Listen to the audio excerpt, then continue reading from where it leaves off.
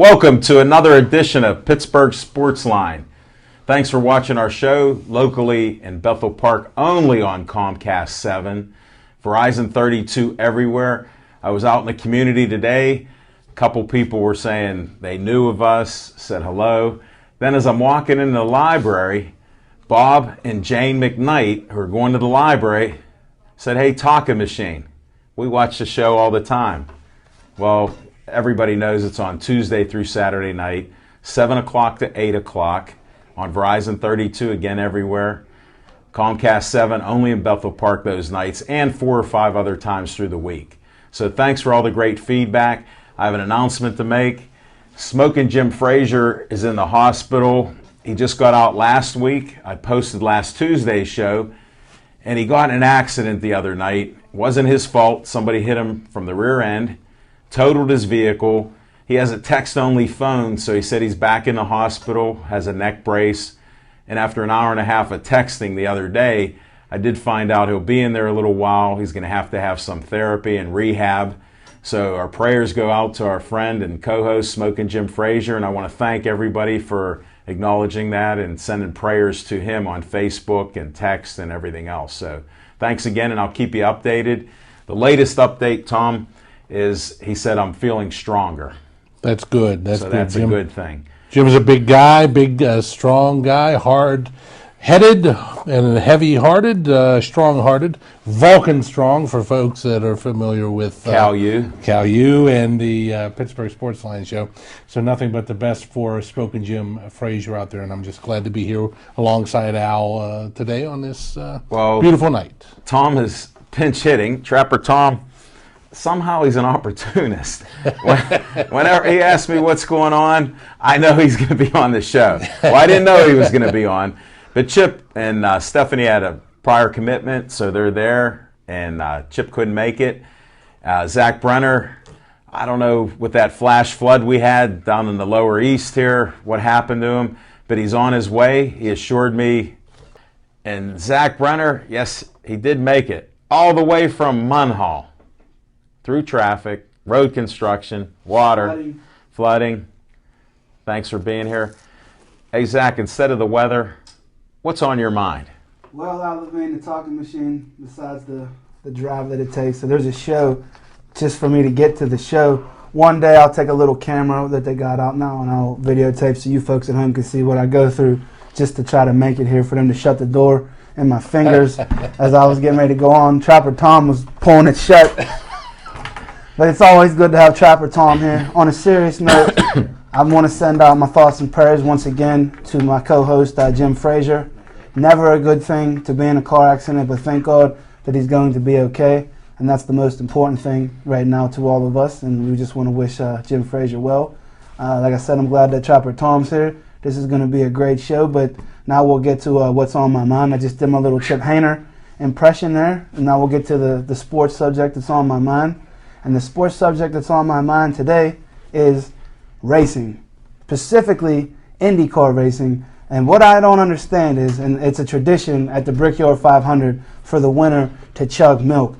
But after riding around for so many 250 plus laps, 500 miles, whatever it equates out to get out and to douse yourself and your teammates who are already hot and sweaty in fire suits with cold milk, just, it just is a tradition to me that just seems a little far-fetched and out of place to chug milk after you've been hot and sweating and you're dehydrated and pour milk all over everybody that's hot. So that can't smell too good either after a while, for the rest of the afternoon. But what's on my mind is the tradition of drinking the milk during the Indy 500 bothers Little Z, and that's what's on my mind. I can't wait to revisit that one, Little Z. Thank you very much. I appreciate that. I wasn't sure where you're going with that. Trapper Tom, here's your 2014 debut among your thousands of fans that are out there. Hey, there's a lot of pressure. I don't know about thousands. You're pinch hitting now, so you're now up. What's on your mind? Well, two things. I'm going to take one that's community related and also a little bit sports related as well. Yesterday, of course, was Memorial Day around our great country, and we were in the Keystone State Wrestling Alliance very happy to be able to participate in the Memorial Day Parade in Lawrenceville from 40th Street, that's right, all the way down to Allegheny Cemetery, one of the, I think it's the 6th largest cemetery, oldest cemetery in the country. And it is a great facility, more than 300 acres. Believe it or not, 15 miles of roadway in the cemetery. That I don't believe. I question the veracity of that statement. Ooh. We can Google later, Alan. Google veracity. I'm just teasing. I'm throwing some words out for Z to study. While he's Googling. Many former Pittsburgh mayors are laid to rest there, as well as many other politicians, senators, and as well as great U.S. servicemen. The Memorial Day celebration, that's what it was all about yesterday. And my sports note is one that really touched my heart. Last week, the Pittsburgh Pirates hosted the 1979 World Series team, with the team that I refer to as the last World Series team that mattered. I told Chuck Tanner that he was the last Major League manager to matter, because they won the World Series here in Pittsburgh, actually in Baltimore, but against Baltimore. Thanks for the historical note. Hey, I didn't know that. I always need that. I would have been all over that. I need it. And it was always great to see guys like Tim Foley, who I was able to say hello to, and Phil Garner, Bill Madlock, Dave Parker, Kent Ticovey, Lee Lacey, Mikey Easler. A lot of those guys were in last week for the Did you Pirate miss game. anybody's names? Yeah, there were a couple. There were actually a couple of the coaches that were still with us. They were older gentlemen in the 1979, and they're still with us, including longtime trainer Tony Bartolome. He was there and looks remarkably the same. Does he? Yeah, he was. He must have been using all that stuff he healed the players with. Yeah, he looks in tremendous condition, and it was just great to see a lot of those guys. And of course, Grant Jackson was there, a friend of Pittsburgh Sportsline. And it was just phenomenal once again for the Pirates to honor the 79 team when Baltimore came to town. The last two World Series, the Pirates played the Baltimore Orioles in 1979. 1971, they also beat the Orioles as well. So first time in quite a while that Baltimore was back in town, so it was really tremendous to have a lot of that team still with us. I remember it fondly. Thanks, Trapper Tom. And I just want to interject one quick thing real quick, because I will forget, and I hate to interrupt. Levine knows this.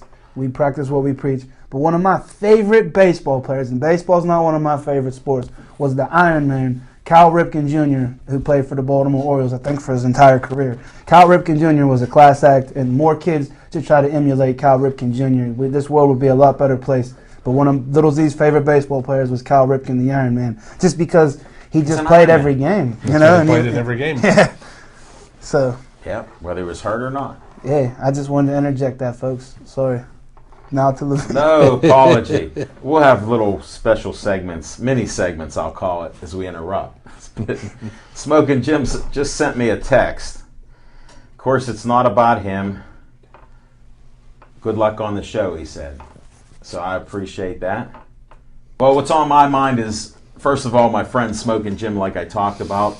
If he's able to text right now around 10 after 7, I guess they just fed him, and maybe the nurse is there reading him some bedtime stories. So hopefully she can find Verizon 32 on the dial, and he can see us, but we'll find out about that later.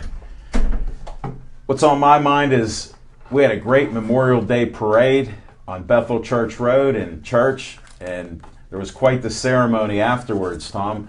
We have one of the oldest cemeteries here. There's even Revolutionary War heroes in this cemetery. So Bethel puts on quite a parade. A couple friends of mine said, what do you have, a parade for every holiday?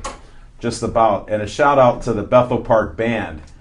It was getting hot and humid, and all the kids, young men and women that were marching, they really earned playing their instruments there and then standing in that heat there. And they have new uniforms, which I want to commend them on how nice they look, but in black and an almost summer day, they were going through water like crazy, but it was something to be proud of and honor our vets and family and friends. And I have a little story. My son who's in the Navy, got to march in a parade, and he ended up meeting a 96-year-old veteran, and he was talking to him. So you never know who you meet at the parades, and I met a lot of nice Bethel Park residents here, and they even ate up all the candy they were throwing in my yard, so now my lawnmower is starving.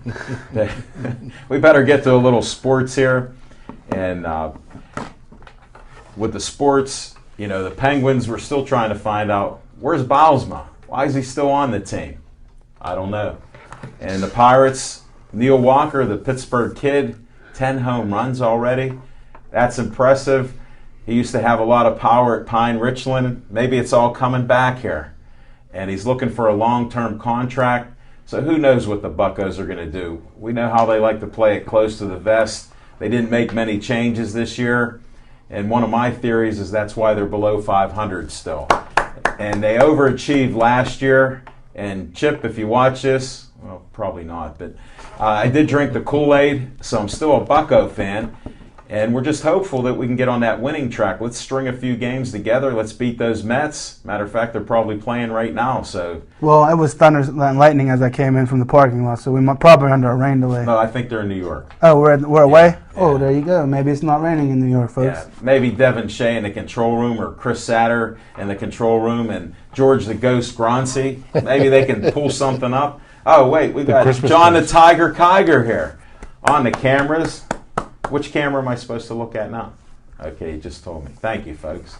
I appreciate that. That's what's on my mind. Trapper Tom, we have some segments here, and we're going to go to revisit what's on our mind. So if you have any questions from cemeteries in Bethel, Allegheny Cemetery, or anything else, you can just chime in right now. We sort of do like a Q&A with, if you question what Zach was talking about, because I have a question on his milk. But we'll go there in a minute or two. But you're first up, my friend, if you have any questions. Well, the milk subject is a good one, and maybe I'll pony on that after you ask your question. What was I going to say? Oh, Dan Bylsma with the Penguins. It's my belief that, and I could be completely wrong. I'm not a major league. I'm not a major league executive. Not yet? Not yet. You look like one. You're dressed impeccably. Always. A professional wrestling executive. But what I think they may be doing with Bylsma is once they get a new general manager in, they will allow that person to choose whether or not they're going to keep Dan Bylsma. I don't know if it is best to go in-house. This morning I heard reports that there was an in-house assistant that was being considered. I know that there are great names from throughout the National Hockey League that are always being mentioned for things like this. But I think that they're giving the opportunity for the new general manager, whoever he may be, to come in and decide whether or not Dan Bylsma is going to be his coach or not. It does seem a little unusual that they would fire one but not the other. Might be uncharted territory in a certain way, but I do believe that the general manager is going to be able to make that decision. Well, I talked a little bit about it over the last couple of weeks. I have a little conspiracy theory for you. I know you're interested in some of that stuff. Absolutely. What do you got? Okay, I'm going to give it to you. To me, they should have fired Bylsma, but the conspiracy is the longer you hold on to Bylsma, anybody in our division can't grab him because he's not available. I've heard that before, yeah. And I knew you would hear that. And the other thing is they should just clean house. I don't want an assistant GM. If you fired Shiro, fire all the people that were below him too, because they were all in on this, good or bad. I mean, I thought the coach should have gone for sure. And their expiration dates are under 4 years, as everybody knows, so I won't keep repeating that. But on the milk issue, Little Z, it looks like you had a lot of milk and you have strong bones and you're healed up with the 2 fingers. How can you make a fist again? How can you be disrespectful to the poor cows donating all that milk? Well, because after, did you ever have cookies and milk? If I'm in a hot race car all day in the hot sun with hot asphalt or cement, and the last thing me personally, I want is a glass of milk. I don't want a glass of milk. I want water, I'll go to Gatorade, my basic question. Pepsi. When you come home after a hard day at work and there were cookies there, did you ever have cookies and milk? Oh, we got a caller. Devin, I got to stretch out. Is that what that was? Excuse me, folks, we got a caller. Hello, caller. Welcome to Pittsburgh Sportsline. And how are you doing? I'm doing well. You want to state your name and who you are? I have a guess who you are, but... Cody Garbrandt. Cody Garbrandt. Congratulations on a excellent MMA win. I'm Al Levine, the talking machine. I'm now a big fan of yours after you beat the Honey Badger, and now you've come on and you're doing some great things out in the community. When I met you after you beat the Honey Badger, just the folks around you, all the little shenanigans at the weigh-in and stuff like that, I like psychological warfare. So I'm on your side there. It's excellent, and I appreciate how you present yourself, and you're a winner. Welcome to the show. What's going on, my friend? I'm actually we're driving to. We do a traditional family dinner after the one day after the fight during the week when I can. So I'm actually going to my favorite Italian joint, and there's actually Dennis in Ohio with the family to eat. Sorry it's so loud. It's monsoon down here, but thought I'd call in and talk with you guys real quick. Well, I appreciate that.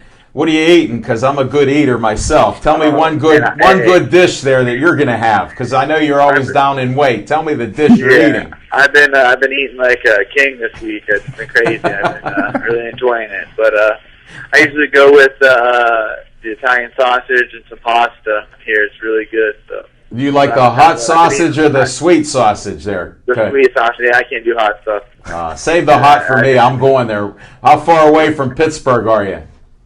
It's about an hour and close to 2 hours, I would say. I'm close to 2 hours away from my hometown, and so about 2 hours from Pittsburgh.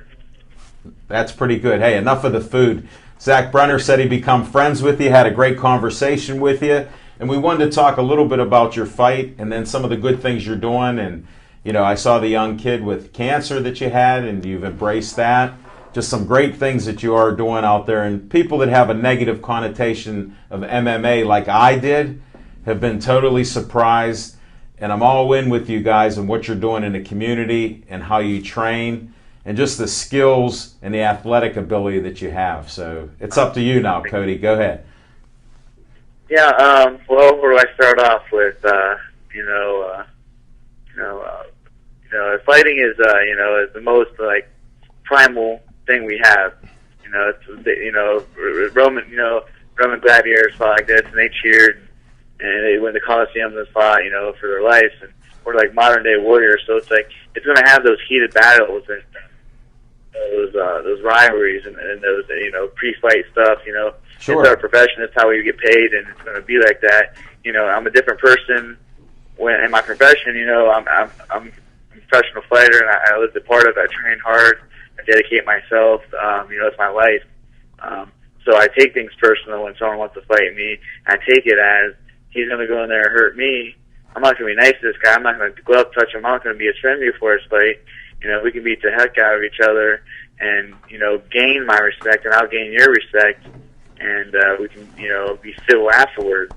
I don't like being friends with someone that's in there trying to derail my dreams. So that's what a lot of the animosity comes from, in my fire, because it's time someone I work so hard for and dedicate myself and spend time away from my family and friends and doing things that I like to enjoy when I'm, but I chose this sport, and so I take it personally when I fight.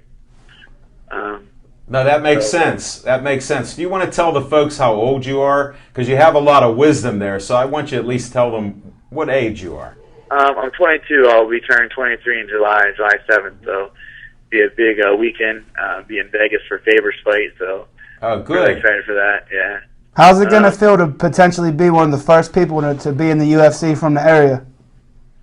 Man, I'm honestly, the closer and closer it gets, I've always said every win is close to is a step towards the next where I want to be. A step in the right direction, and a step towards the UFC. And I'm doing what I have to do. I'm training hard, dedicating myself, and it's amazing to be able to become the first one, if not the second one. Mark Jericho's knocking on the UFC doors. He's born and raised from Pittsburgh, and he deserves all the recognition. He's the pride of Bloomfield there. Right, Bloomfield. He's got. You can't forget that. Yeah, he's exciting fighter. So right there, he's 6-0. He's about to fight in July, improve his record 7-0 to whoever he fights. Kid's phenomenal. He's a good fighter, but it'll be amazing, if, when I make it to the UFC or, whenever that will be, a couple fights from now or whenever it is, whenever my time and I get the call, I'm going to, show up. It's going to be awesome. It's something I dreamed of ever since I watched the first UFC. It was Ultimate Fighter. My first fight I watched was Forrest Griffin and Stephen Bonner. Really? Yeah, actually, I was in Illinois. I was on Team Ohio Lightning. We was in a wrestling tournament in the nation. And we were all staying in hotels, and I came on, and I was in 7th grade, and I remember it, man. We're like, oh, man, I like to box and wrestle. And I was like, we had the UFC tournament in our room the night. Did you win? Did you win, champ? Man, I was fighting everybody. I fought everybody on the team. You didn't fight your mother and father, did you? Yeah, I fought my brother. He was on the team. And we fought everybody, man. I was so sore the next day. I didn't think I could have wrestled, but we still did. We literally kicked the crap out of each other the whole night. We just loved it. I fell in love with that, seeing that fight. I was like, oh my gosh, these are two warriors just beating the crap out of each other. This is what I want to do. And you're living the dream there. Yeah, man, it's awesome. It's crazy to think, how far I've came in my career and the ups and downs, and not knowing if just keeping my faith and keeping my nose driven and my goal driven, and sure, and just working towards my goal. So it's cool to see all this stuff falling into place, and I'm not there yet, so I'm not laying off the pedal. I never will. So I'm still, so driven. Every fight makes me driven, and the support I receive afterwards is just amazing. And that makes me truly want to get back in there and train harder and win more fights and put on shows and just become a better martial artist, and grow as a person as well. Well, I'll tell you what, in my limited time with MMA, it looks like you're the complete package. There was no doubt about you winning, in my mind and others. I was sitting next to Jim Auger with Steel Nation magazine, so he was giving me the insights and the moves. And I just looked and I said, you're like a man among boys here right now. And that's how I designate different sports, how you're just an extreme there, that you got the talent, you're working your plan, you're in shape, and you're just moving forward. Everything you were doing was very strategic. Of course, Cherico was in the background coaching everybody. He was on cloud 9 with his skills, and I just had said he knows the moves before they're happening, and you guys were countering everything and even being aggressors. Am I right or wrong there? Yeah, no, definitely. That's what I told Mark. I texted Mark, you know what I mean, and he's at the Fight Club. He's a coach. He runs the place. He helps run the place, with the fighters and coaching them, and trains his own self, coaches his own self. Yeah. And I told them, I said, man, them guys are so lucky to have such a guy so dedicated to the sport, with not his own career, but looking out for all the other players. I mean, we went 6-0 that night, and Mark is the one that runs the matches that night. And I told him, it's like, hey, thanks for cornering me. I asked him to corner me. That's great. A few weeks ago, and him and my uncle, they broke, when I was out in California, they broke down the fights, like, hey, he does this. They would texting me, stay in touch with me, and here, work on this, or do this. And we got back, and I was here a week, and we went over a game plan of the fight, and my uncle told me, hey, the knee's going to be there anytime you want. You're going to throw right hand, pivot off, the knee will be there. He reaches for the back leg when he shoots. You didn't waste any time, Cody. I'll tell you that much. I could tell when I threw the right, he was moving. I threw the right and hit him. Yeah. And I knew he was going to shoot for that back leg, so I just kind of angle step outside to where he thought he was going to be able to take me down. And I brought the knee, and it was right there. So my uncle was on. We drilled it on the mitts for all week. That's all we did. Just went real light, just drilled. And he's honestly phenomenal and a big part of my success in MMA. It was nice to watch that.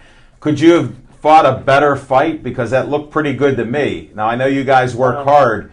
It was an exceptional fight, and it was the last fight of the night, and it was, the main event. So, I was impressed. I could have came out and, in hindsight 2020, I could have did better. I saw some things that I needed to do, but it was a quick turnaround from the Dom fight, and I got out there. Probably did like 5.5 weeks out there, and I didn't spar at all for this fight. Are you serious? Not once? Yeah, I did not spar, not one time. I actually I blocked a kick, and I got a toe cut me in the eye, and my whole eye was red. Yeah. Cut my eye and had to go to the optometrist, so it really messed me up. I was, I actually called the promoter and said I was probably thinking about pulling out of the fight. It was about a week and a couple of days before the fight, I sat on it. Me and Faber, my management team, talked about it, and I woke up the next day after it happened and was like, you know what, I trained too hard for this to happen the week out, Right. Anything, I'm just going to push through it and just take this dude out, not even let him hit my eye, No, you didn't have to worry. You were well protected there, and you were the aggressor throughout. When they see this, people that missed it, I can't wait to see it. I saw it live ringside, and it was quite impressive. Just the strength, the power, how you were teeing off on them almost at will. Right. So in respect, I didn't spar, but I still did my strength condition. I went, train 3 times a day. I didn't spar. The day on sparring days, I would go with my boxing trainer, and we would do mitts, or I would get with Dwayne, and we would do pad work sessions. And my boxing coach, Joey Rodriguez, out there, phenomenal, has helped me out a lot. Or I get with, Lance Palmer, we go and do a sprint workout, and Chris Holdsworth, them guys always, help me out and push me, and that's why, I feel so confident going to these fights, because I know that I've done everything and then some to. Now that's a good feeling. If it has to be a banger and go 3 rounds or however long it goes, I know that I can keep that pace and I can bring that back violence. And I can, just out-heart my opponents, no matter what. Even if it's a close fight, I know that I've been in deep waters out there. Right. And I persevere and I suck it up and I get through it. So I'm going to take whoever I fight in the deep waters and drown them. So who do you fight next? So when can we see you again? When's the next fight going to be for you, Cody? I really don't know. I'm just really excited about going back out there. I'll be here. I'll probably go back out there around June 8th, 9th. Around there, I like to get at the time. Actually, Lance Palmer's fighting for World Series in June 21st. I'll be cornering him, so I'll get back out there and finish his camp with him. And then I'm just excited to get back out there and train. Have no pressure on, like, hey, I got to be ready for this fight. This is what he does. This is my first time going out to Alpha Male where I can just train and get better and not have to worry about not getting hurt. Hey, Cody, speaking of Alpha Male, why don't you give a shout out to the big upset that those boys just pulled off out there in California this past week? Hey, that wasn't an upset. I knew that was going to happen. I think this is pre-scripted here. We don't script anything on this show, but go ahead, shout out there. I mean, I know how TJ is by far. I say this, and I've told everybody, he's by far one of the meanest dudes I've ever went with. Every time we go with him, it's a war, man. I love it, and he's so talented, and it's fun to go with him because he does not like losing. He'll not give up a round. He would fight you like he's fighting for the UFC belt every single round, man. And it's awesome. He fights like that and he trains like that. Dude's a world champion for a reason. Sure. And I knew the whole time if he could do what he could do in the gym to Barao and exactly what he did it. He was going to outclass him. I knew it. No one really thought that he could do it, but I see the guy in the gym, and he's phenomenal, man. He's phenomenal. Hey, a couple more things about you, champ. They created a belt, and then you won the belt. How cool was that? Pinnacle's belt. That was a nice championship really belt. Cool, man. Like, I had my first fight with the organization, kind of fell into that organization, like, hey, look, we're going to, have some shows in here, and I wasn't even planning on turning pro. They're like, yeah, we're going to have a pro show, pro-am card, and turn pro, when I first got off the fight club, and I fought for Pinnacle, so I was on their first show, and then I had injuries, obviously, and then fought in their 5th show, and then went to Gladiators, and then came back, and just recently fought in their 7th show. Right. Sorry, 6th show. And, so it's awesome to, work with the organization and you put, time in and build it up with them. And then, you put on shows for them and they're going to give you the opportunity to fight for the first inaugural belt. And I was very honored that they, approached me with that. And I brought in, James Porter, who, was a tough, opponent against other fighters. So, yeah, I mean, I'm very honored to be the first professional fighter or belt holder. The winner of the inaugural belt, yes. Hey, We're going to have to close you down in a minute. Your sausage is getting cold and that pasta is getting cold. But you inspired me at the end because you were talking about, I'll let you say it better than I can, but when you work hard and you see and hear somebody that's suffering with cancer and fighting every day, that inspired me that you can't get tired, you can't get sore when you see that. Do you want to just expand on that for a minute or so, and then we'll let you go eat, my friend, okay? Yeah, I appreciate it. Yeah, I definitely will. Maddox, he's just turned 8, the kid's been fighting, for years of leukemia, and I tell you what, he's never given up. He has his days like we all have, but that kid is a true warrior, and his family knows what you have to go through and the support that they give him, and it just has to be rough. So, looking at that kid never gives up. He has to fight for his life every day, and right. I choose to do this, so I don't have no excuse to be like, well, my body's sore, I'm banged up, I don't feel like going today, I'm tired, I want to sleep in. He don't have the choice. You don't have the choice. Well, I won't fight. I won't train today. That's like him. Like, well, I don't fight this battle today. So right. It makes me. He would die if he doesn't fight yeah, anymore. Exactly. He dies. So exactly. So, and he'll never understand until he's older what the influence he has on in my life. Not only in fighting, just in my life in general. It's opened my eyes to so much. You have one life, and sure. Just live it to the fullest, and just, take every opportunity that's given to you and run with it, so he'll understand when he's older, when he's growing up and he's beating leukemia. He's going to get the chance to go back and hear this interview, too, on Pittsburgh Sportsline. So. Yeah, and this will be posted up. We posted up on Pittsburgh Sportsline on Facebook, and, it's broadcast in our local area, so this is being seen right now from all the way, probably like in a 50, 60-mile area around Pittsburgh. Oh, right on, man. So yeah, I appreciate you guys having me on, man. I always tuned in when my teammates are on and stuff. Well, hey, thank you, and you better manja a little. Manja, my friend. I will. Thank you. Nothing but the best, Cody. Good luck to you. Thanks for having me, guys. Thank you. There you go, folks. MMA fighters that are brutal. One of my favorite warriors right there, folks. And he backs up what he says there.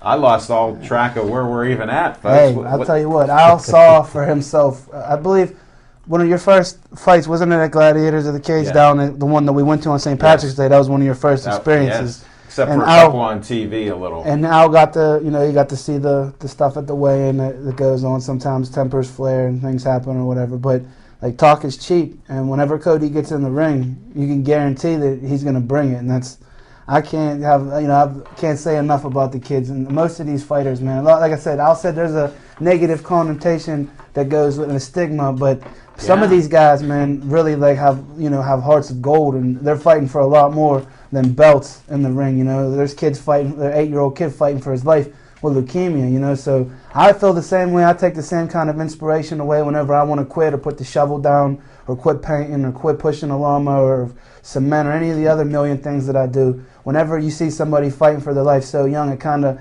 pales in comparison to anything that I'm going through. Whenever you're fighting for your life every day at 8 years old, it almost doesn't seem fair. So I just want to give a shout out again to Cody Gambrandt and all of the fighters in the city, boxers, amateur, cage fighters. They all have nothing but the most respect and appreciation for Pittsburgh Sportsline, and we appreciate you also, the hard work, the training, everything that goes into just to fighting, and it's one of the most barbaric things, as Cody touched on, and as I always remind Al and the guys. So I just want to thank Cody again. He's a true inspiration, as is a lot of the people that you will see, folks, on Pittsburgh Sportsline. Al Levine only highlights the true, the cream of the crop, like the real people that are actually doing real things. Like, anybody could come here and sit in this desk and just talk to you and say a bunch of noise, but walking it is a whole nother thing. And like I said, I got the utmost respect for these gentlemen that talk the talk and walk the walk.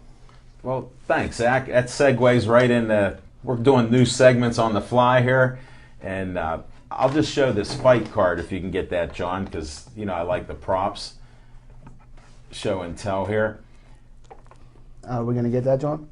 Is that the card from the show that Cody was just referring to? That's what I wanted to show. And if you look at the bottom, there was co-main events.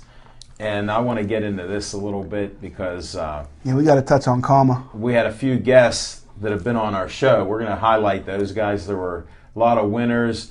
Zach Brenner was tied up for a while, but the fights were awesome early. A lot of knockouts in the first round and submissions and everything else. Almost all the ones went to the first round, throughout the night. So thank you, John. But I wanted to touch on Kama, the Death Star Worthy.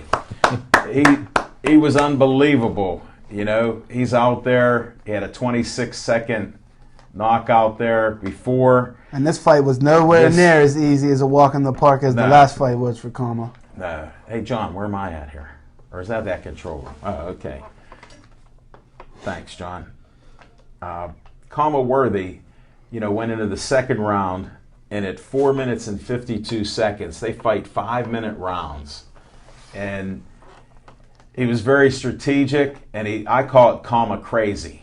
He went comma crazy at the end, and 8 seconds before the round was over, this guy was done. And he was very tough, Anthony Morgan. And in boxing, you'll often see the first couple rounds, if you ever see me announce or broadcast a fight, the first couple rounds, they're almost like they're filling each other out. If it makes it through the first couple rounds, if you don't get knocked out or ahead of time. But especially in cage fighting, what happens is once you find that range, as our good guest Cody Gambranch has touched on, once you find that range, and what they mean by finding the range is when you see them just throwing, they might not be connecting, they might not be landing, but what they're doing is they're setting it up, they're timing, they're seeing the movements, and they're just waiting for that opening and that opportunity. And Cody and Kama and Greg and a lot of these guys, are monsters. Brutal Brendan, like they when the opportunity is there and they see that opening, like they take it. And Kama took it, and I was impressed. His cardio. He hadn't had too many fights that went that long. So for him to go through the whole first round and almost the whole second round, that was a pretty long fight for him, and it's been longer than probably his last 3 fights. He's told me that he trains for about 10 rounds. That's how much he trains. So his cardio is fine.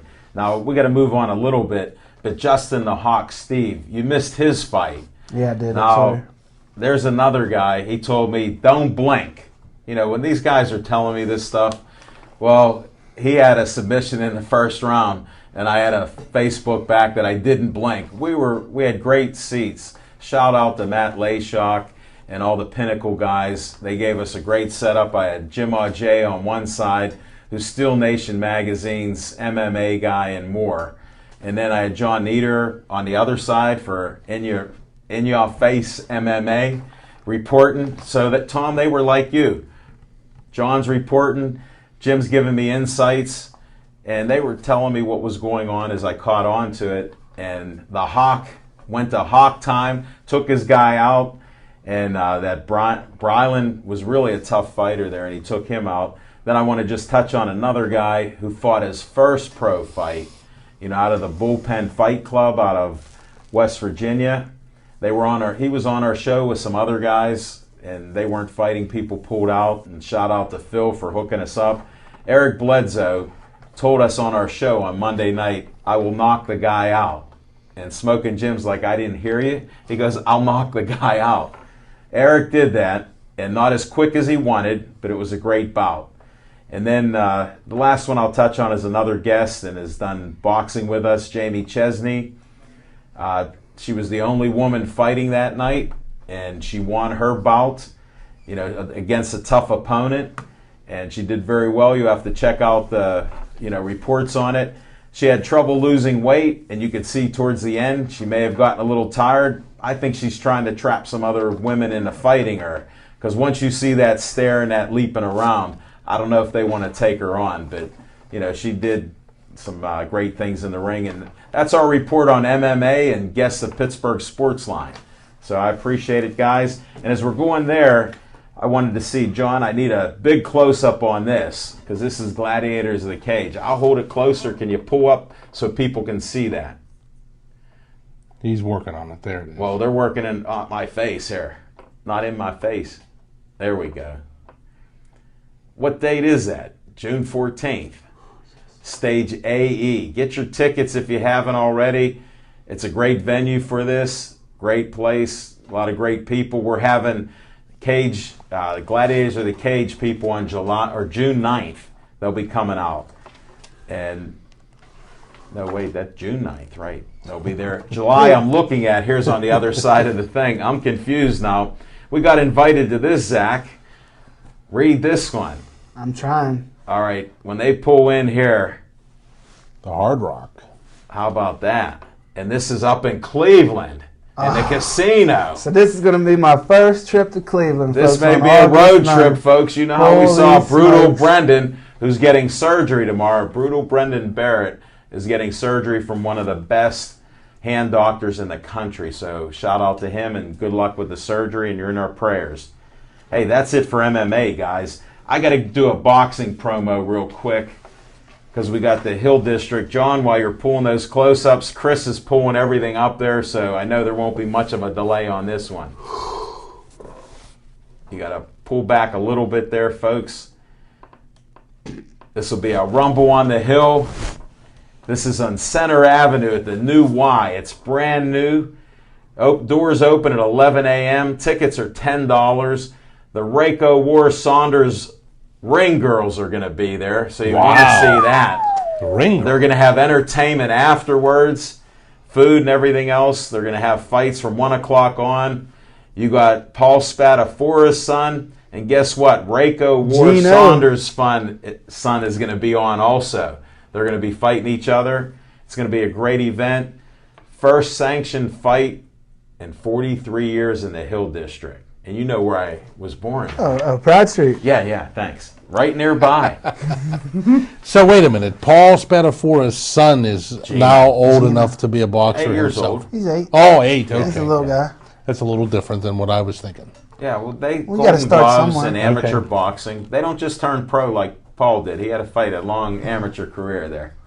But Well, Jim Frazier will get a kick out of this. I know you're laying in your hospital bed watching this, but believe it or not, some of these guys that aren't homeschooled and they actually have to, go to school and not just stay at home and practice boxing or fighting all the time. are you serious? Yeah. I'm with you on that But one. Gino has a chance to be something, not just because it's in his blood and his father is the second Pittsburgh kid, because I take a lot of heat from my family because the first Pittsburgh kid is related to me, Billy Kahn. Oh, that guy. So whenever I say the Pittsburgh kid, I'll get messages from Kahns, like the real Pittsburgh kid. I know who the real Pittsburgh kid is, But Paul Spatafora is still a good friend of the show and a good friend of mine, and I wish nothing but the best. I hope he gets back in there. He's got a little bit of time left. Hey, Hopefully. there's rumors some fights being worked on right now with him. He may be fighting soon, so stay tuned. Same. When we hear, we'll let you know. Hey, same thing. We got big things in the works with Team Stalker, too, so stay tuned, folks. You'll hear it right here first. I guarantee you whatever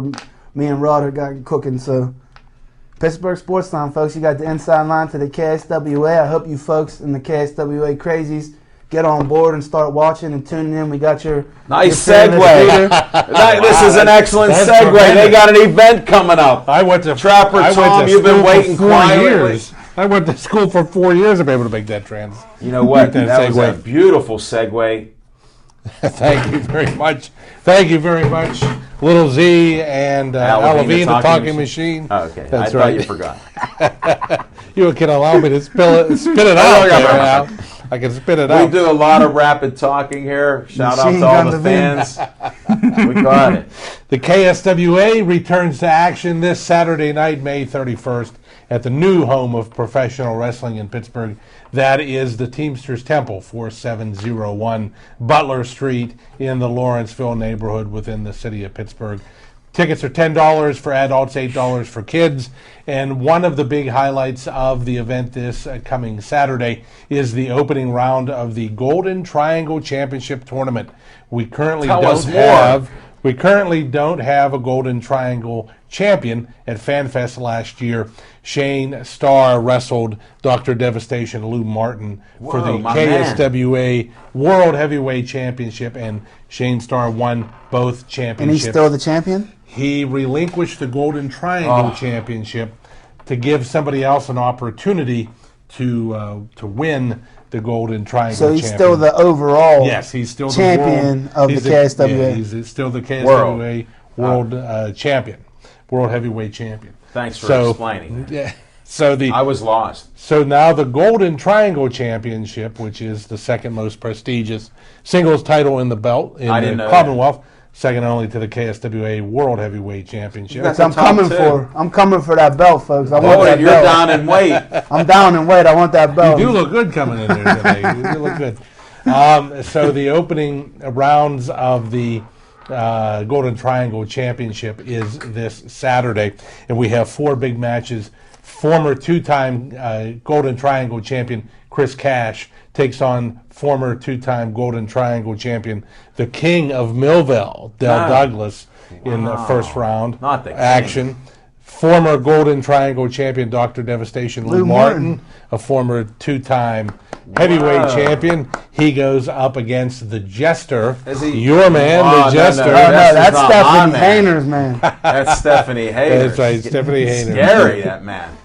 That's one of the scariest. Hey, when the Jester gets the title, that's who I want. I want you folks to pay attention to this. When the Jester holds the belt, that's who I'm coming for. You know what? We might have to stop out there to see that action. Just seeing my man Lou fighting the Jester. This is on May 31st? May 31st. That's coming up. This coming Saturday. The day after my birthday. Oh. Whoa. Well, I promise you. 3-0. I promise you, you come to the event on Saturday, you get a birthday shout out from the ring. Oh, man. Wow. Don't tell me that. Boy, did that entice him. I think he threw $10 at you right now.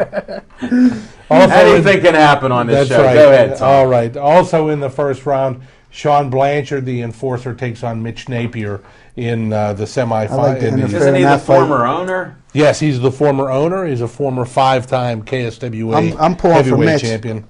Mitch is strong as a bull.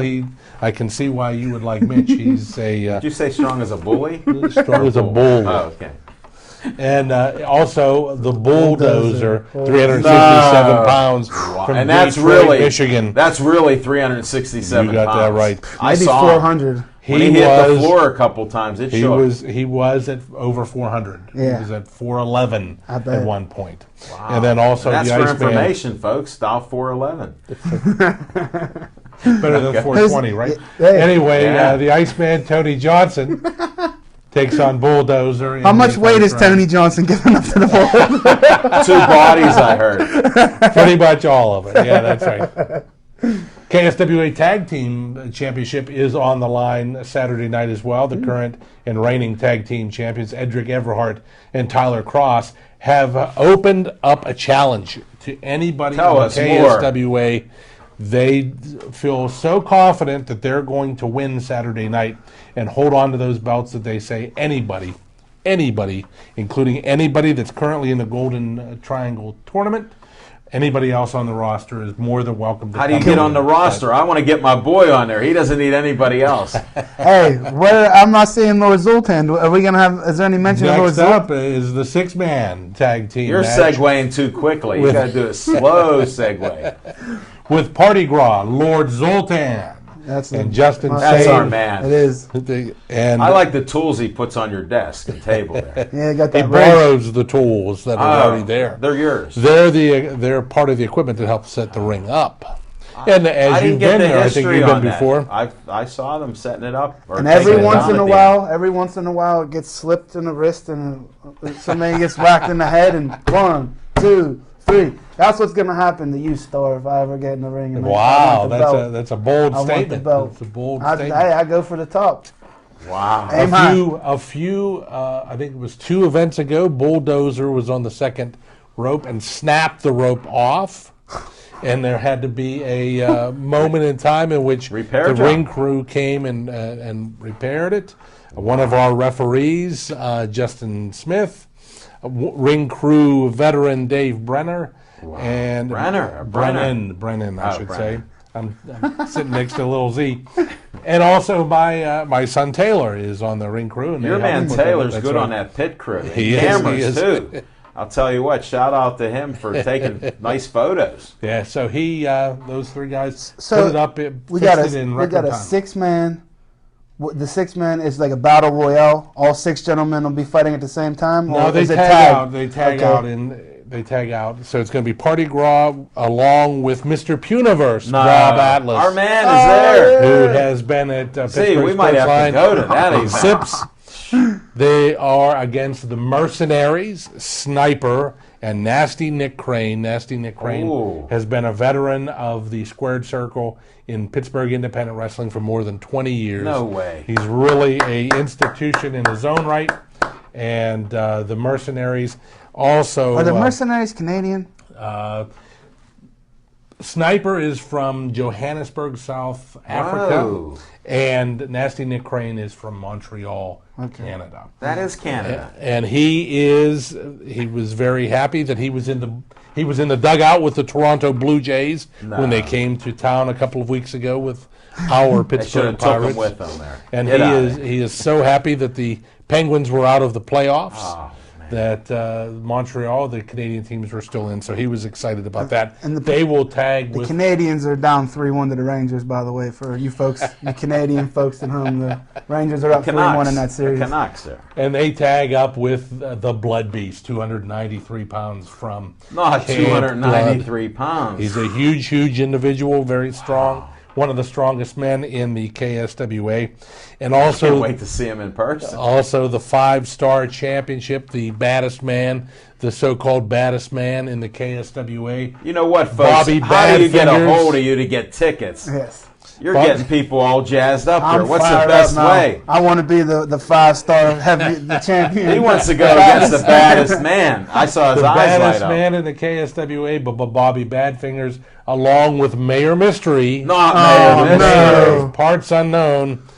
Bobby Badfingers will defend against the drunken luchador. The drunken luchador. The drunken luchador has had a couple of He's the toughest upset wins this year, and the KSWA Championship Committee put him in that match. And also Shane Starr, the KSWA World Heavyweight Champion, will address the fans upon the new era of the KSWA. Well, you make sure you send a message from Pittsburgh Sportsline to the KSWA. We might be there in person. You haven't heard the last of Zach Brenner. He didn't hear the first either. He doesn't know yet. You got to make yourself known there. So May 31st, bell time is at 7:30. Tickets are $10 for adults, $8 for kids. Where's Just get them at the door? Where's that? At the door. Where's that temple located at? I know 4701 Butler Street, right along 3 blocks away from that former place they were. That's right, in Butler Street. So, that is plenty of parking in the back, and there's actually an auxiliary parking lot. Can I challenge the enforcer to a match now that he's not the owner of the KSWA? You got to get on the card. You're not on a KS. He said the stipulation. I'm a rules guy. Hey, I'm KSWA. You got to be on the card. Call me. I'm ready to get in the program. Ready to rock and roll. Oh, give me the microphone. Well, Tom, that was a pleasure having you fill in. Well, thank you very much. It certainly was. I appreciate, especially listening to the MMA, Cody Gambrandt. Yep. Talk about. That's one thing about Pittsburgh Sportsline that you guys do that nobody else does in town. Covers MMA, which is on the precipice of, if not already has eclipsed boxing. You know, it's probably more popular around the country than boxing at this time. Don't just give us MMA and boxing. Also, KSWA, That's man. right. We give you the exclusive KSWA. Nobody does KSWA. That's right. Then Pittsburgh Sportsline. And Trapper Tom will be the first to tell you that's your guy right there. You know, we rep KSWA to the fullest, and I wouldn't be surprised if you see me interfere in a match on May 31st. Well, here's what I'll tell you, folks. Don't bring a bat to a KSWA match because Zach starts to pick them up. He picks up the bats. I don't know what he's doing with them. Lou Martin's 34-inch, 32-ounce black. The black beauty there, the black Mamba bat. He grabbed that. The enforcer wasn't too happy about that. He didn't want to get hit with that bat neither. He was a little nervous there. I could see some fear. Well, he's a little salty. You know, Sean Blanchard is salty because he lost ownership of the KSWA and all kinds of changes. He looked a little chippy to me too. So, you know, he is eager to see what he can do to get back into the swing of things of power in the KSWA. What do you have to do to own the KSWA? Hey, talk off air on that. You can negotiate that. We're down to the last minute. Zach Brenner made it in on time. He really did. He was running in the door again. This guy is now down about 20 pounds since I first met him. He bulked up. Now he's in fighting shape. Trapper Tom, you always give us a great show here and a great performance. I always appreciate the opportunity just to come in and pitch in at any time. the greatest opportunist on Pittsburgh Sportsline. Second to me. Well, on that Pittsburgh goes without Sportsline. saying. You're already in. He's knocking on the door. I was where he was once before. He's knocking on the door, but he ushers at Pirate games, so that holds him back. He's on triple secret probation.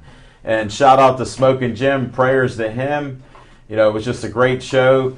Come out to Sip Sports Bar on Monday. We got a full house of guests. Stay tuned on Facebook. I want to give you we were up to 2,905 likes. Oh, yeah. Thank you, everybody, for the likes. And some of you have been invited. You forgot to like us. Like us. Have a great night.